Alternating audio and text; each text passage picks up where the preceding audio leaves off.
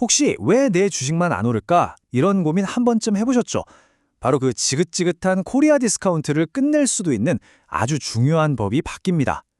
오늘 이 자료 분석에서는요, 2026년부터 완전히 새로워질 주주총회의 규칙, 그리고 이 엄청난 변화 속에서 우리 개인 투자자들이 어떻게 기회를 잡을 수 있을지 그 핵심 전략을 속 시원하게 알려드리겠습니다. 자, 오늘 우리가 함께 풀어볼 이야기 순서입니다.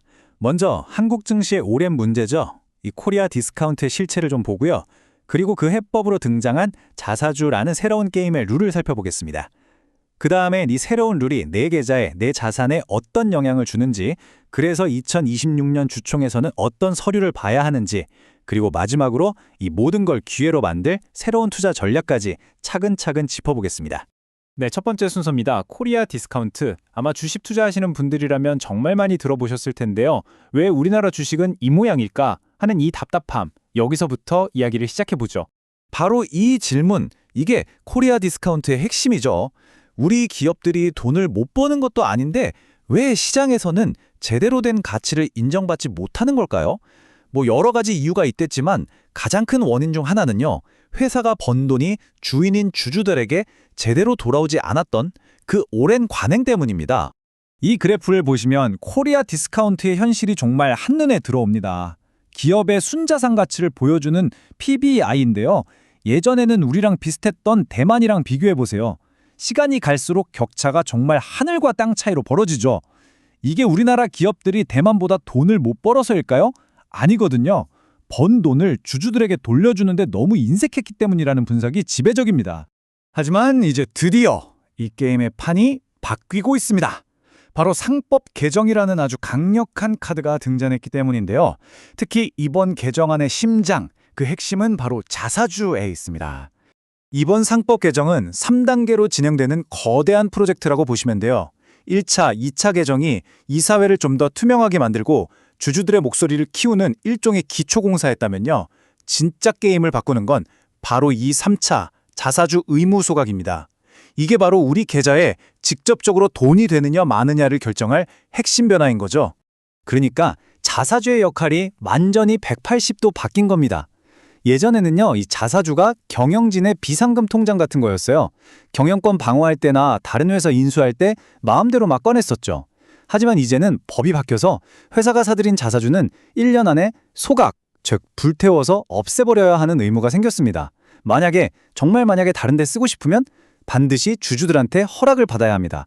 드디어 경영진의 금고가 열리고 그 돈이 주인인 우리 주주들 지갑으로 들어오게 된 겁니다. 자, 좋습니다. 법이 바뀌는 건 알겠는데 그래서 이게 어떻게 내 돈이 되느냐? 사실 이게 제일 궁금하시잖아요. 바로 그 직접적인 연결고리 지금부터 보여드리겠습니다. 핵심 키워드는 바로 ROE, 자기자본 이익률입니다. 좀 어려워 보이지만 간단해요. 회사가 주주들의 돈, 즉 자기 자본으로 얼마나 장사를 잘 했나 보여주는 성적표라고 생각하시면 됩니다. 당연히 이 수치가 높을수록 좋은 회사로 평가받겠죠? 자사주 소각이 부리는 머법, 원리는 아주 간단합니다. 회사가 자사주를 사서 소각하면 회사의 자본 총액, 즉 ROE 계산식의 분모가 줄어들게 됩니다. 분모가 작아지니까 당연히 ROE라는 전체 값은 올라가겠죠? 갑자기 회사가 일을 더 잘하게 된 게 아닌데도 재무제표상으로는 훨씬 매력적인 회사가 되는 효과가 나타나는 겁니다. 이거 보세요. 전문가들도 똑같이 이야기합니다. LS증권 리포트를 보면 1, 2차 개정이 간접적인 효과를 노렸다면 3차 개정은 자사주 소각을 아예 강제하기 때문에 훨씬 더 직접적이고 강력하게 주주 가치를 끌어올릴 거라고 분석하고 있습니다. 자, 이제 원리도 이해했으니까 가장 중요한 실전으로 넘어가 보겠습니다. 2026년 주주총회 시즌이 딱 다가왔을 때 우리는 도대체 뭘 보고 어떻게 행동해야 할까요? 그 필승 전략 지금부터 알려드립니다. 2026년부터 주주총회 소집 공고 우편물이 날아오면요. 다른 건 다 제쳐두고 정관 변경 안건부터 확인하셔야 합니다. 그중에서도 자기 주식의 보유 또는 처분이라는 문구가 새로 들어갔는지 꼭 찾아보세요.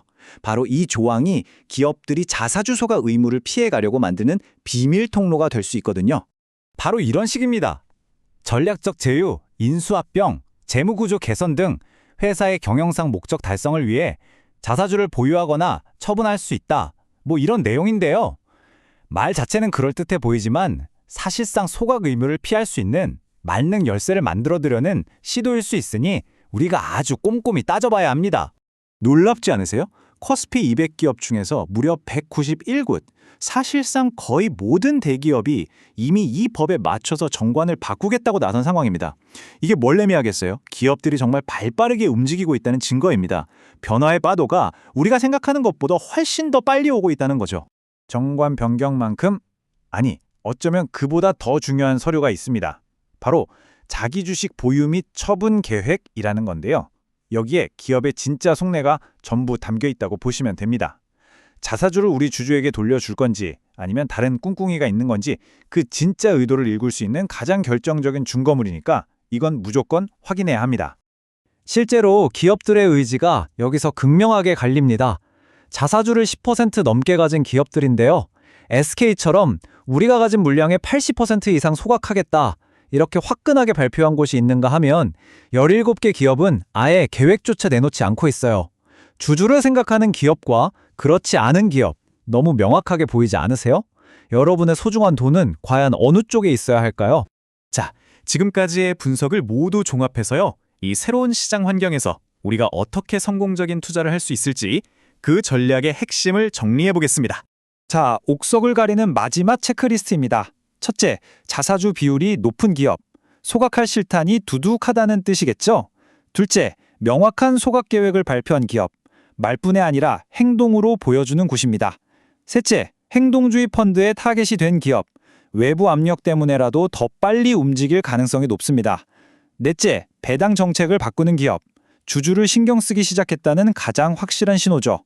마지막으로 PBR이 낮은 기업. 아직 주가가 오를 공간이 많이 남았다는 뜻입니다.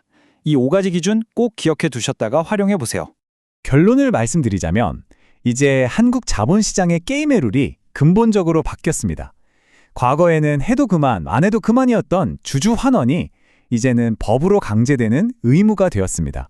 진정한 의미의 주주환원 시대, 그 거대한 파도가 우리에게 밀려오고 있습니다. 여러분의 포트폴리오는 이 새로운 파도에 올라탈 준비가 다 되셨습니까? 오늘 알려드린 내용으로 여러분의 투자 전략을 다시 한번 점검해 보시고 이 새로운 기회를 꼭 잡으시길 바랍니다.